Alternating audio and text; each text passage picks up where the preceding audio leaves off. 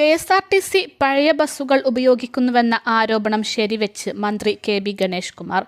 പുതിയ ബസ് വാങ്ങാൻ മാർഗമില്ല. വേറെ വഴിയില്ലാത്തതുകൊണ്ടാണ് പഴയ ബസ് ഓടിക്കുന്നത്.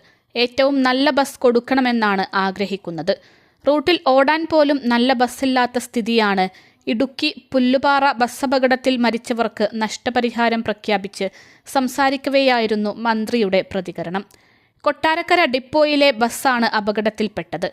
അടുത്തിടെ അറ്റകുറ്റപ്പണി ചെയ്ത ബസ് ഉല്ലാസയാത്രകൾക്ക് പതിവായി ഉപയോഗിച്ചിരുന്നു. വാഹനത്തിന്റെ തകരാറാണോ മറ്റെന്തെങ്കിലും കാരണമാണോ അപകടത്തിനിടയാക്കിയതെന്ന് അന്വേഷിക്കേണ്ടതുണ്ട്. വിശദാന്വേഷണത്തിന് എൻഫോഴ്സ്മെന്റ് വിഭാഗം ജോയിന്റ് ട്രാൻസ്പോർട്ട് കമ്മീഷണർ ആർ. രാജീവിനെ ചുമതലപ്പെടുത്തിയെന്നും മന്ത്രി അറിയിച്ചു.